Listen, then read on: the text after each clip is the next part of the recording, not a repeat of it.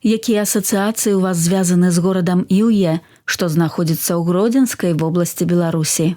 Вядома, касцёл святых апосталаў Пятра і Паўла і статуя Езуса Хрыста, якія ўзвышаюцца над горадам. Вядома, фестываль калядных песень «Хвала на вышынях Богу», які сёлета адбыўся ўжо ў 22 раз. Вядома, працэсіі Божага цела, якія славяцца традыцыяй упрыгожвання 4 алтароў дыванамі з жывых кветак. Сёлета далучайцеся да ўрачыстасці ў Іўі 22 чэрвеня.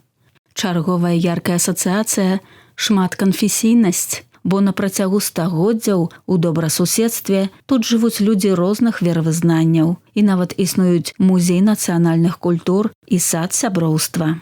Вядома, памідоры, бо Іўе нават называюць памідорнай сталіцай Беларусі, дзе здымаюць шматтомныя ўраджаі і ладзяць дзень памідора. Пагадзіцеся, гэта ўжо вельмі шмат, але гэта яшчэ далёка не ўсё.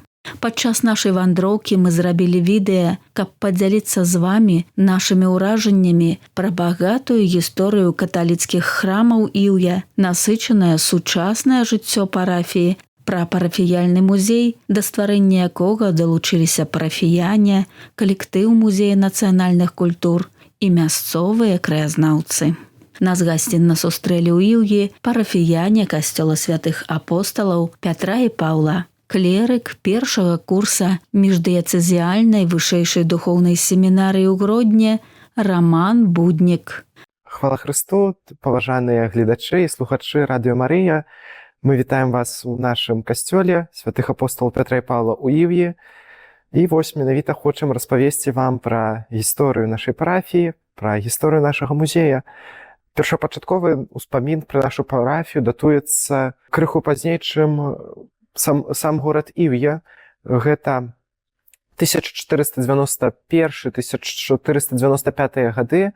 Тады па ахвяры Пятра Янавіча Мантыгердавіча быў пабудаваны менавіта гэты касцёл. Але пражыў ён даволі не шмат, і таму касцёл пераходзіць ва ўладанне яго сыну Пятру, які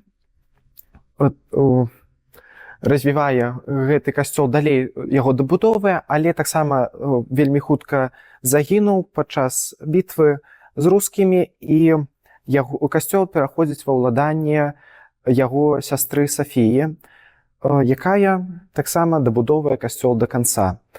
Пазней Сафія выходзіць замуж за Станіслава Кішку, і вось менавіта з таго часу Іўе пераходзіць ва ўладанне такога наймагутнейшага роду ў Вялікім княстве літоўскім гербу Дамброва. Затым, пасля смерці Станіслава, ўладанне пераходзіць яго жонцы, якая была вельмі практыкуючай кальвіністкай, і менавіта таму яна аддае касцёл пад кальвінісцкі збор у 1560 годзе. Яе дзеці таксама былі, яна іх выхоўвала у кальвінізме, у духу гэтай рэлігіі, але пасля смерці маці яны назад вярнулі касцёл каталікам, і так выходзіць, што амаль 70 гадоў іўеўскі касцёл быў пад уладай кальвіністаў. Галоўны захавальнік фонду Іўскага музея нацыянальных культур Марына Пазняк. Толькі ў 1612 годзе святыня была зноў вернута католікам. І менавіта Мікалай Кішка, гэта вельмі уплывовы магнат Вялікага княства літоўскага, вельмі уплывовая асоба, і гэта і ваенны, і палітычны дзеяч. Ён, калі атрымаў у спадчыну наша Іўе, вярнуў святыню католікам. Але менавіта сюды ён запрашае манахаў бернардынцаў. Мы ведаем, каб вярнуць людзей у каталіцкую веру, пасля таго, як на працягу некалькі дзесяцігоддзяў асутнічала парафія, можна сказаць, асутнічаў не дзейнічаў каталіцкі храм, то зразумела, што гэта вельмі цяжка было вярнуць людзей у каталіцтва. І ён запрашае монахаў бернардынцаў.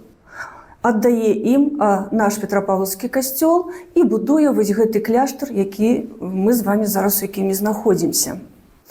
Але адначасова ён пачынае будаваць яшчэ адзін каталіцкі храм, касцёл Святога Крыжа. Тут непадалёку ён адводзіць для яго зямлю і выступае фундатарам.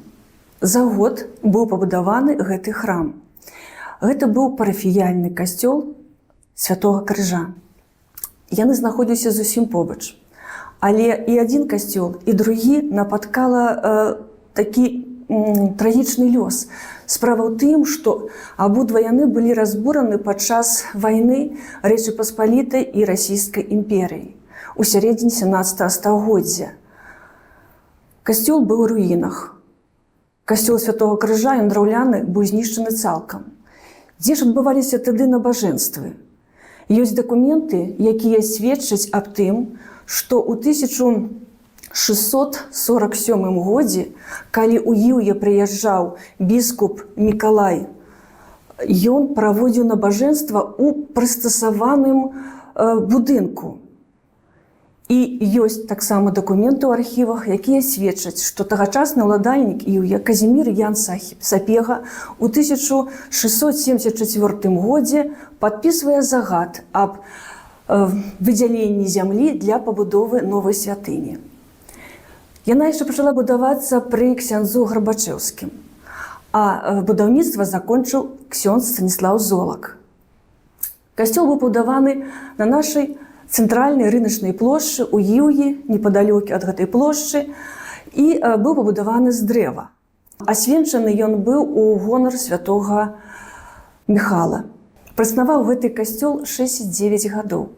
Адбываецца пажар, і ён знішчае гэтую святыню. У той час ужо Іўем валодалі агінскія. Гэта адзін з такіх вядомых беларускіх радоў.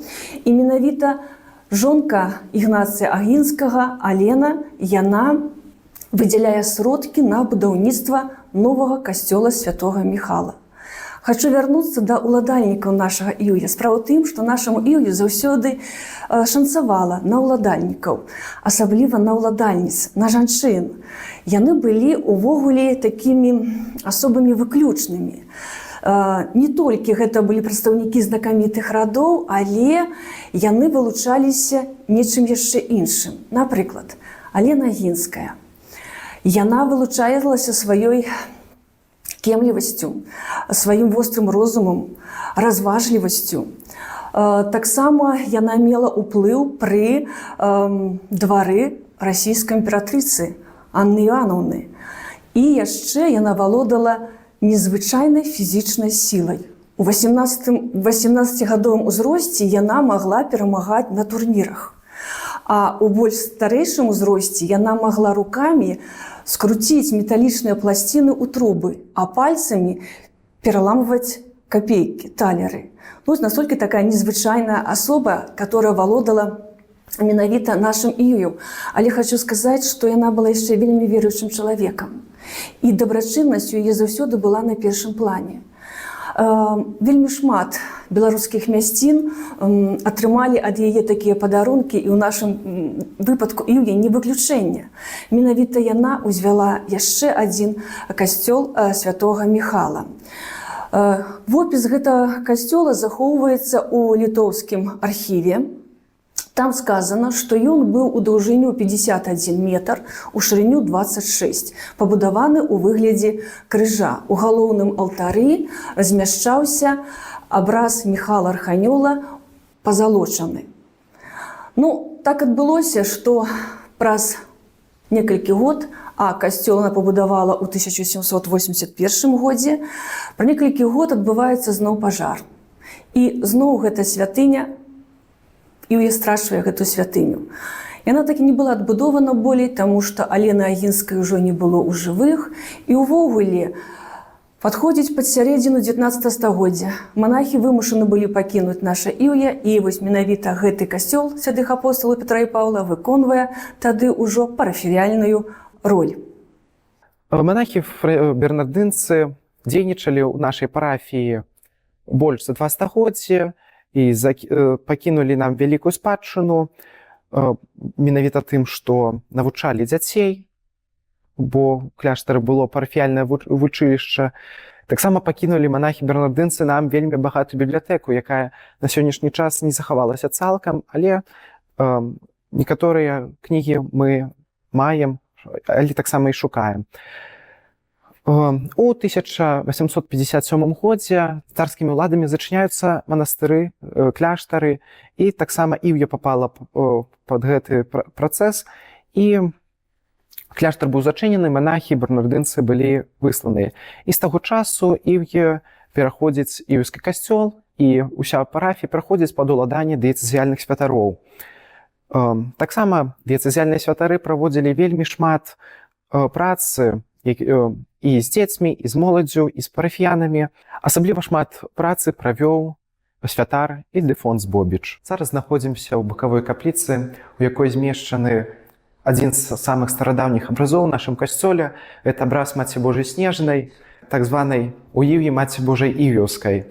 Гэты абраз у нас з'явіўся дзякуючы намаганням монахаў-бернардынцаў. Братам перадалі з Рыму. Наш абраз з'яўляецца цудатворным. Пацвярджэннем гэтаму з'яўляюцца воты, якія можна бачыць на калоне. Пакуль што мы знайшлі толькі 4, але з манаграфіі ксяндза Бобіча вядома, што іх было больш за 10. Акрамя гэтага, у касцёле ў нас змяшчаюцца бакавыя алтары святога Францішка, святога Антонія, Маці Божай Анёльскай, святой Ганны. Усе алтары маюць такі францішканскі або бернардынскі дух. Это пацвярджае тое, што тут служылі монахі-бернардынцы. Таксама ў нашым касцёле маем старадаўнія канфесіяналы, якія былі набытыя і пастаўленыя намаганнямі Алены Агінскай у сярэдзіне 18 стагоддзя. Раней канфесіяналы знаходзіліся не ў канцы касцёла, а каля калонаў па цэнтру, пад амбонай, але цяпер яны перастаўленыя назад, каб па цэнтру касцёла можна было пасадзіць болей людзей. Асаблівасцю нашага касцёла з'яўляецца месца законнага хору. Гэта такая вельмі асаблівае месца, характэрнае для касцёлаў бернардынскіх. Таксама такую частку можна ўбачыць, напрыклад, у буцлаўскім касцёле. Раней тут знаходзіліся лавы па перыметру сценаў, і тут знаходзіліся монахі-бернардынцы. Іх быў вельмі добры спуск з кляштара праз захрыстыю. І ўвогуле гэта месца валодае асаблівай такой акустыкай, характэрнай для спеву. Вельмі цешымся, што ў нашым касцёле маем арган гістарычны. Хоць касцёл меў першапачаткова другі арган, гэта другі арган у нашым касцёле, які быў пабудаваны ў 1899 годзе майстрам Фрыдрыхам Вайсенборнам. Арган мае 10 галасоў. Зараз арган знаходзіцца на рэстаўрацыі. Рэстаўрацыя падыходзіць да завяршэння, і вельмі цешымся, што ўжо летам пачуем яго у поўным голасе. І калі будзе магчымасць, запрашаем усіх на наш арганны канцэрт летам. Сёлета ў 7 касцёлах Беларусі пройдзе 5-й фестываль акадэмічнай арганнай музыкі, які будзе складацца з 68 канцэртаў. Урачыстае адкрыццё фестываля ўжо адбылося 25 мая ў катэдральным касцёле ў небаўзяцця Найсвяцейшай Дзевы Марыі ў Пінску. Канцэрты пройдуць таксама ў касцёле святых апосталаў Пятра і Паўла ў Іўе на гістарычным аргане Фрыдрыха Вайсенборна. Інструмент мае мяккія рамантычныя рэгістры, якія вылучаюцца высокай якасцю і шырокім сакавітым гукам, і ў спалучэнні з добрымі акустычнымі якасцямі касцёла ствараюць аб'ёмную гукавую карціну. Не прапусціце канцэрты арганнай музыкі ў Іўе 28 чэрвеня, 26 ліпеня, 9 жніўня і 15 жніўня. Нарадзілася я тут, на іўскай зямлі, у вельмі веруючай сям'і. Моя бабуля стаяла сярод тых, которые абараняў святыню у часы этэізму, калі яна была перад такой закрыццём, скажам. Расказвала, як яны збіраліся на імшы ў той час. Ксяндза не было. У 1964 годзе памірае апошні ксёндз кафарскі, і тады ўжо толькі прыязджалі ксяндзы. І вось яна расказвала, як яны збіраліся на набажэнствы, выносіў арнат за хрысціян і маліліся.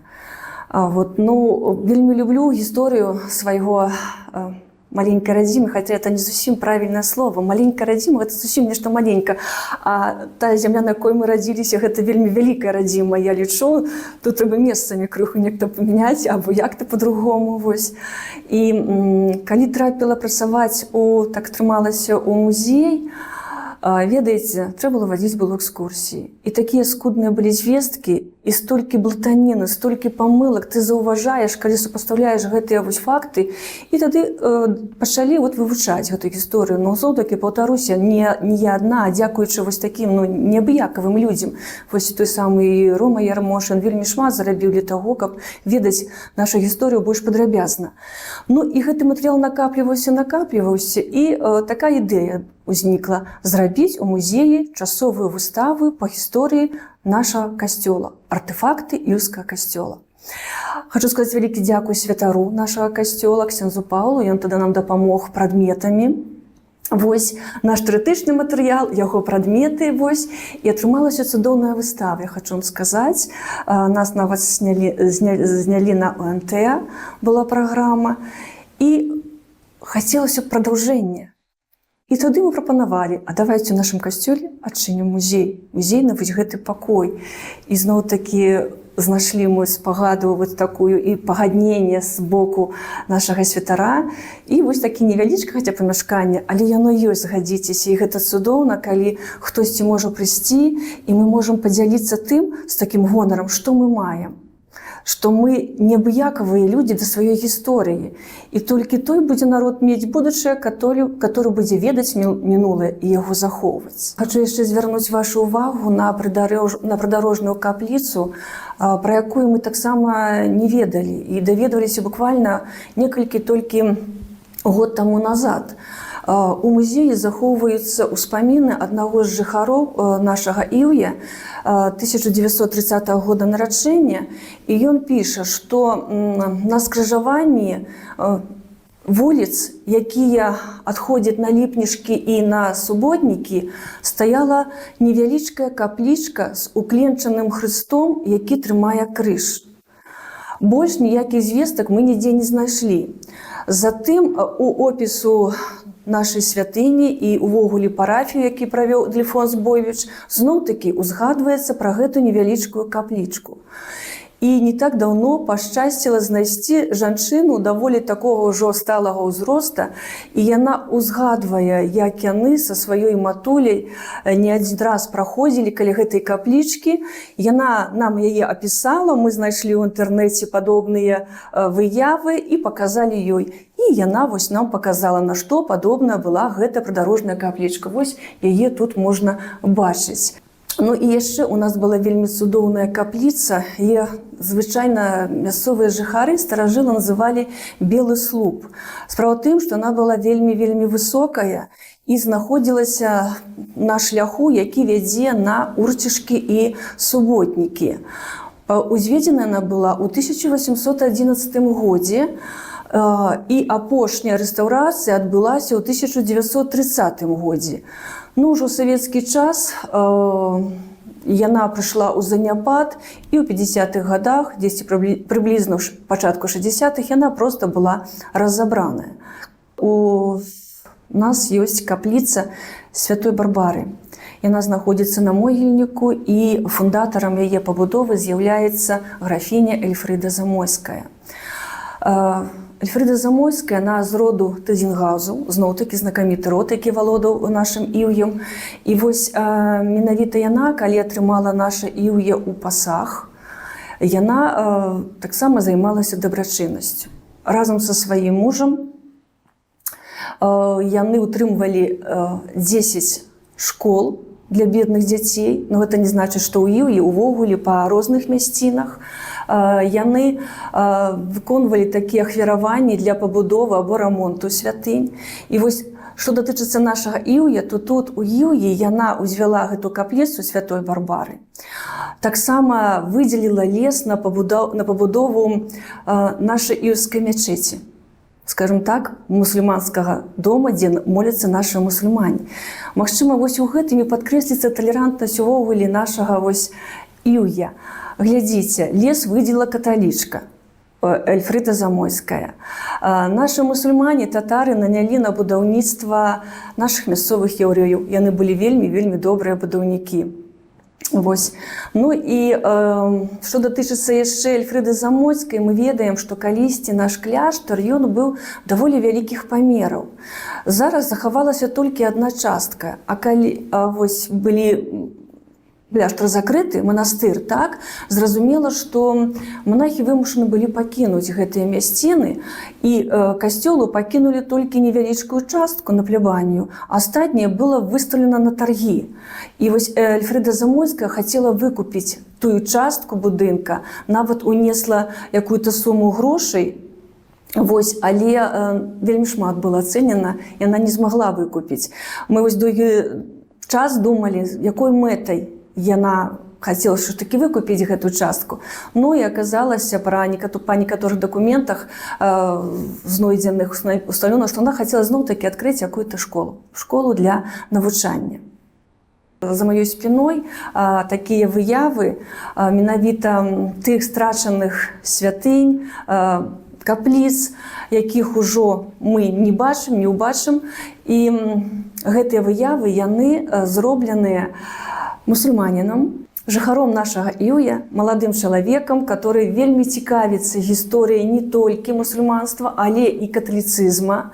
Вось, Ілецевічем Селімам Семёновичам. Наступнай экспазіцыі ў нашым музеі прадстаўлены літургічныя рэчы, якія выкарыстоўваліся для падрыхтоўкі да літургіі і таксама падчас яе. У нашым музеі захаваліся шчыпцы для выпечкі госты, аплатак. Яны маюць характэрныя доўгія ручкі, таму што выкарыстоўваліся у печы, каб не паліць рукі. В нашым музеі маем такі вельмі цікавы замок, які выкарыстоўваўся на старых дзвярах. Цікавы ён тым, што ён мае два замкі, якія зачыняюцца адным ключом. Калі ты хочаш адчыніць одну дзверку, ты адчыняеш один замок, калі хочаш адчыніць две дзверкі, адчыняеш другі замок. І вставляецца ён спачатку так, затым яго можна перавярнуць і ўставіцца так. Замок працуе па сённяшні час, але не выкарыстоўваецца. Наступная экспазіцыя прадстаўлена у нас алтар, так званы. На ім можна ўбачыць, як выглядае і выглядаў алтар падчас святой імшы. На галоўным месцы знаходзіцца імшал.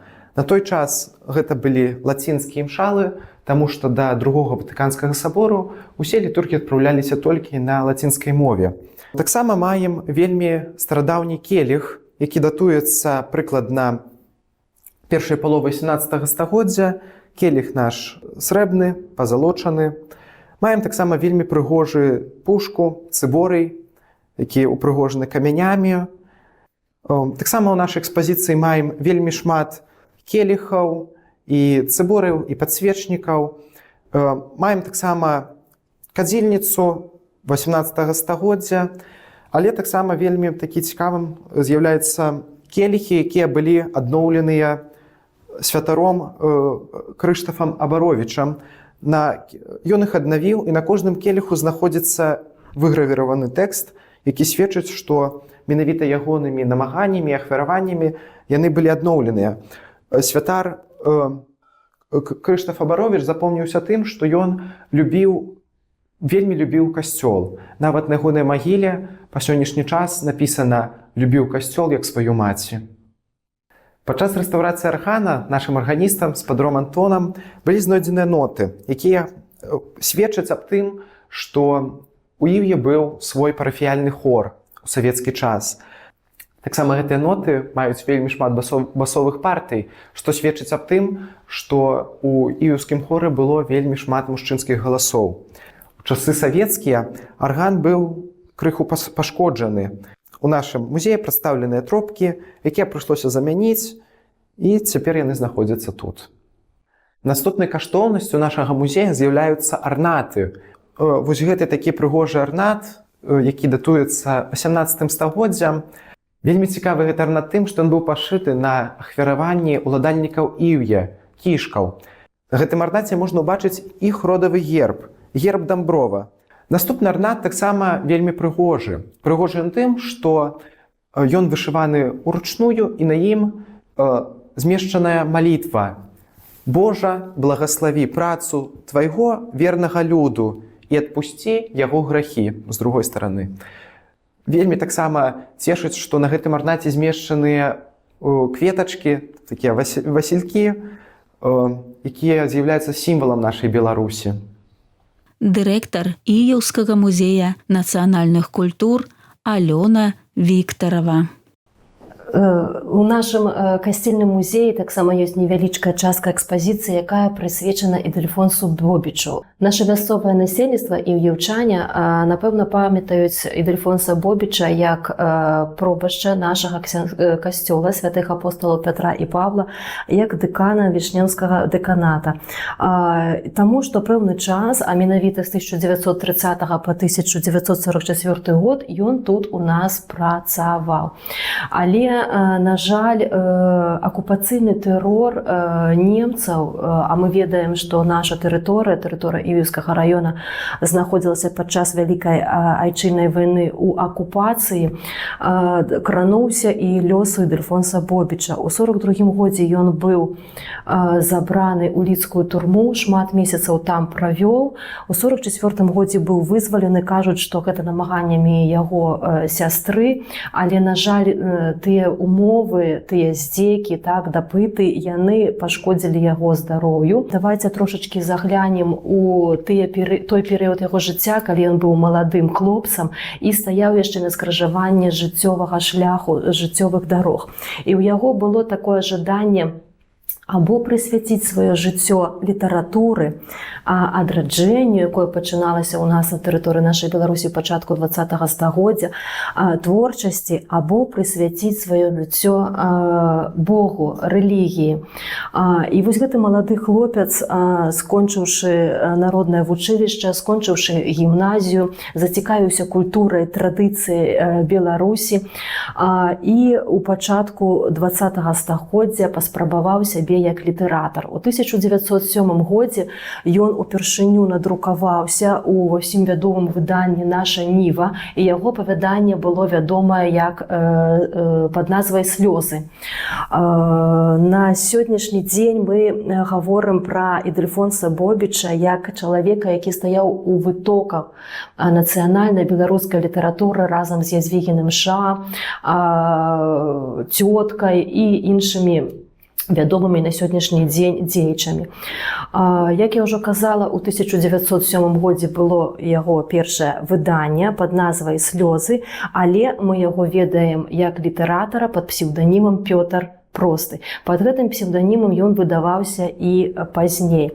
І яго выданні друкаваліся ў часопісе «Беларус», які быў афіцыйна, скажам так, з афіцыйнага дазволу папы рымскага Пія X з 1913 па 1915 годзе гэта выданне выдавалася ў Вільні. І Ідэльфонс Бобіч, Пётр Просты, быў не толькі яго рэдактарам, але і актыўна друкаваўся на яго старонках. «Слёзы», «Ойче наш», «У калядны вечар» і нешматлікія, але тым не менш вельмі цікавыя па сваёй сутнасці творы. На жаль, пасля таго, як яны былі надрукаваныя вось у тыя далёкія часы, у пачатку 20 стагоддзя, перавыданне было толькі адзін раз. І гэтае выданне называлася «Скрыжалі памяці», сучаснае выданне 2007 года. І больш, скажем так, перавыданню яго твораў не было. А вось гэты часопіс, пра які я вам гаварыла, часопіс «Беларусь», ён маецца на сённяшні дзень у Нацыянальнай бібліятэцы Рэспублікі Беларусь. І дзякуючы таму, што ён алічбаваны, і я мела асабіста магчымасць атрымаць вось гэтую алічбоўку, то наши усе жадаючыя, наши жыхары горада Іўя змаглі пазнаёміцца хоць у такім электронным ацыфраваным варыянце, але змаглі пазнаёміцца з гэтым выданнем. Яго спадчына, безумоўна, не шматлікая. Так, вось некаторыя творы я вам уже пералічыла. Асобна хочацца звярнуць увагу на п'есу «Свякроўка». Цікавая, глыбокая і на, скажем так, хочацца трошки адзначыць, што у нас на тэрыторыі Іўя, калі не памыляюся, ў 2014 годзе на базе нашага мясцовага клубу была інсцэніроўка гэтай п'есы. Вельмі такі цудоўны акторскі састаў, мне здаецца, перанёс усё тое, што хацеў сказаць праз гэты твор Ідэльфонс Бобіч. Ну, тут ужо ёсць такое жаданне, можа, трэба паўтарыць, скажем так, інсцэніроўку гэтай п'есы. Наколькі я ведаю, яна таксама ніколі не выдавалася, ёсць вось у гэтым выданні «Скрыжалі памяці», і ёсць, калі я не памыляюся, у часопісе «Свіцей» з 1994 года. Больш, скажем так, у друкаваным варыянце знайсці яе немагчыма. Праз усю творчасць, мы зараз гаворым пра Ідэльфонса Бобіча як літаратара, прасякнута вось гэта яго зацікаўленасць і любоў да простага чалавека. Ён вельмі спачуваў зняволеным, спачуваў пакрыўджаным людзям. І праз усю яго творчасць вось такой чырвонай ніткай, скажем так, прасочваюцца вось гэтыя хрысціянскія словы: вера, надзея, любоў. Так сталася, што, як я ўжо казала на пачатку нашай размовы, ён стаяў на скрыжаванні шляхоў, і так сталася, ну, напэўна, гэта воля Божая, што ён выбраў шлях святарства. Паступіў у Віленскую семінарыю, і ў 1909 годзе ён стаў святаром. Імша праводзілася на польскай мове. Ідэльфонс Бобіч казанне да людзей, скажем так, дыялог з людзьмі стараўся праводзіць на беларускай мове. Вось мы бачым тут нават на стале сведчання гэтаму. Ён да кожнага казання вельмі шчыра рыхтаваўся, ён пісаў, і яны ў яго атрымоўваліся не проста планы, не проста какие-то нотатки. Гэта былі сапраўдныя амаль што апавяданні, я нават так магу гэта назваць. І мы бачым, што гэта такія вот яны з глыбокай думкай, з такім, можа, такім уменнем, прафесіяналізмам напісаныя і так прыгожа. Ён да людзей размаўляў, што, безумоўна, мела ўплыў. Яго было прыемна слухаць. Вось мы бачым на гэтым фотаздымку алтар нашага касцёла, і вось невялічкая такая выява Пётра Простага. Ну, тут ён ужо не Пётр Просты, тут ён ужо святар Ідэльфонс Бобіч. Ёсць выданні, які ён паспеў выдаць. Гэта навукі нядзельныя на беларускай мове, але, на жаль, ёсць выданні, якія так і засталіся ў рукапісах. Напрыклад, роднае слова ў касцеле, і ну, напэўна, яны, можа, дзе згубіліся на сённяшні дзень. Мы не маем магчымасць іх бачыць, не маем магчымасць іх выдаць. Але у нас тут у касцёле, яшчэ калі працаваў тут былы пробашч Ян Гавецкі, у яго быў арыгінал вершаў. Пётр Просты, таксама Ідэльфонс Бобіч, вось ён пісаў вершы. Калісьці яшчэ мы мелі магчымасць гэты арыгінал сканаваць. На жаль, арыгінал згублены, але ў нас, напрыклад, у музеі маецца копія гэтых вершаў, і маем надзею, што, можа, хтосьці возьмецца за гэтую складаную справу, і нават, можа, нават і не трэба перакладаць, калі яны і будуць на польскай мове, але перавядуць іх у электронны варыянт, таму што, як вы бачыце, нават па сведкам, почерк у яго прыгожы, зразумелы. Гэта, напэўна, магчыма зрабіць. Гэта зроблена ўжо копія надрукавана.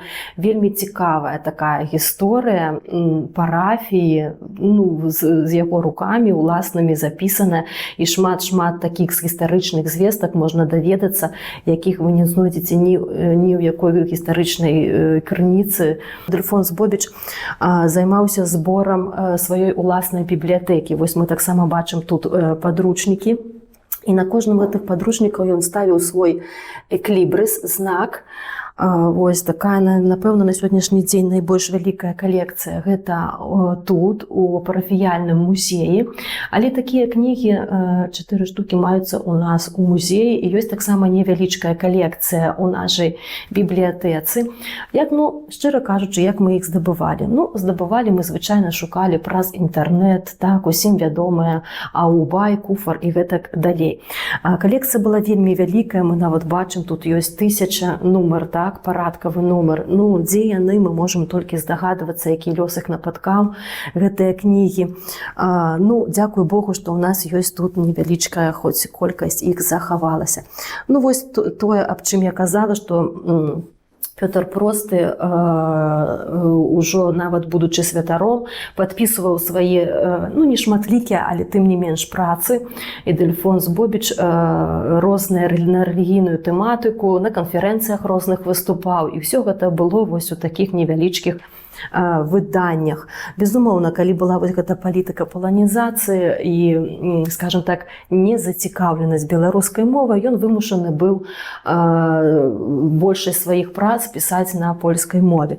Але вось вернемся зноў да той тэмы, калі ён з'явіўся ў нас на тэрыторыі нашага Іўя, пры нашым касцеле 30-40-выя гады, то ён зноў узяўся вось за гэтую працу, так, папулярызацыя беларускай мовы, і вельмі актыўна яму хацелася, скажем так, увесці яе у рэлігійнае жыццё, увесці яе ў імшу, увесці яе у малітву, беларускую мову. На той час, безумоўна, гэта было вельмі, скажем так, нават гераічна, можна так сказаць, так, вельмі рызыкоўна. Тым не менш, ну, напэўна, мы можам на сённяшні дзень назваць Ільдефонса Бобіча не толькі выбітнай асобай для нашай Іўеўшчыны, але ўвогуле выбітнай асобай для ўсёй культуры, гісторыі, літаратуры нашай краіны. Наступная экспазіцыя прысвечана савецкаму часу. У часы савецкія, пасля смерці святара, які служыў у Іўе, касцёлам пачалі апекавацца парафіяльны камітэт і даязджалі святары з ліпнішак. Яны ўдзялялі людзям тут сакраманты. У часы, калі святар не мог прыехаць, людзі прыходзілі ў касцёл, клалі на алтар імшал, арнат і маліліся самастойна. Намаганнямі парафіяльнага камітэта было зроблена шмат справаў. Напрыклад, парафіяне хацелі зрабіць у касцёле рамонт, падключыць электрычнасць і іншыя справы. З сваімі просьбамі яны звярталіся у райвыканкам, аблвыканкам, нават напісалі ў Крэмль. У лісце у Цэнтральны камітэт камуністычнай партыі Савецкага Саюза іўеўскія вернікі пішуць: «Мы, члены касцёльного комитета и верующие Иевского костела, люди преклонного возраста, малограмотные, прожили свою тяжелую жизнь, труднейшие времена 2 войн, много трудились в послевоенный период и в настоящее время еще трудимся на колхозных полях и фермах. Возможно, что мы уже никому не нужны, как люди, отжившие свою жизнь, но мы обращаемся к вам и очень просим решить положительно нашу просьбу. Хотим, доживая свою жизнь, видеть свет в нашем храме». Апошняя экспазіцыя нашага музея прысвечана часу сучаснасці. Менавіта таму часу, калі Іўеўскі касцёл атрымаў святара.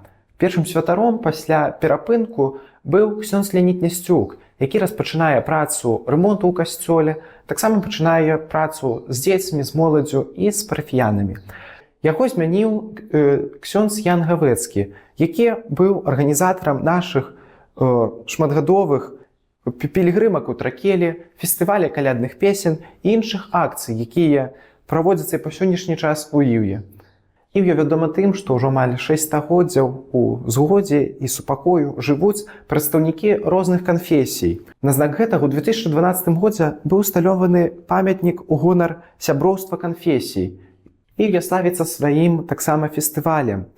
Кожную зіму Ів'ю збірае прадстаўнікоў розных парафій, каб разам праславіць Бога нованароджанага, менавіта калядкамі або пастаралкамі.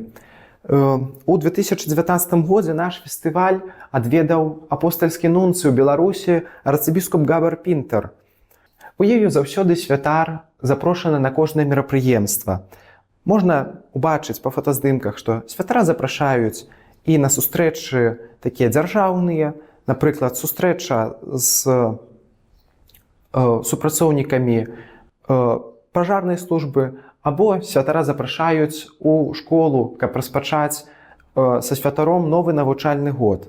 Таксама вельмі цешыць сэрца тое, што на нашым брэндавым свяце ів'ёўскі памідор святар каталіцкі, праваслаўны, прадстаўнік мусульманскай рэлігіі і іўдаізма складаюць у слоік памідоры на знак сяброўства і згоды. Таксама Ів'я славіцца сваёй пілігрымкай. Больш за 20 гадоў з Ів'я ў Тракелі вырушае пілігрымка, якая была арганізована намаганнямі святара ксяндза Яна Гавэцкага,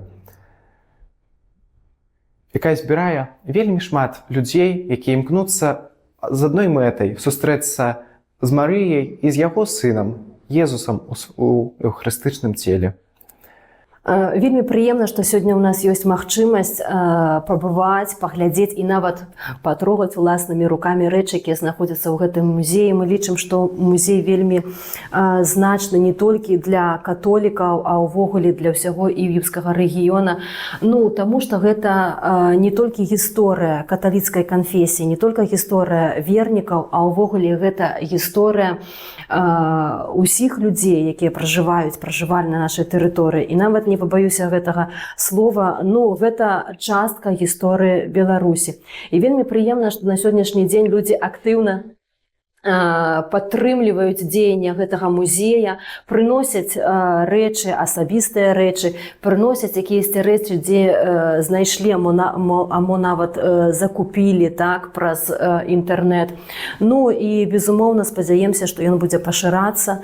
Гэты музей будуць наступны раз, напрыклад, завітаеце да нас у госці, абавязкова знойдзеце што-небудзь новае, цікавае, выбітнае. Усяго яму самае найлепшага гэтаму музею і людзям вялікі дзякуй, якія укладаюць свае сілы, намаганні, сваю працу, скажам так, у яго развіццё і ў яго дзеянне гэтага музея. Каля нашага касцёла знаходзіцца памятны камень і гадзіннік, усталяваны дзецьмі Браніслава і Браніславы Халява. На гэтым камені знаходзіцца абраз Маці Божай Вастрабрамскай, як напамін аб тым, што іх бацькі хадзілі пешшу ў вострую браму. І таксама на гэтым камені знаходзяцца такія вельмі моцныя словы: «Любі айчыну сваю, рабі дабро і адказвай прад Богам».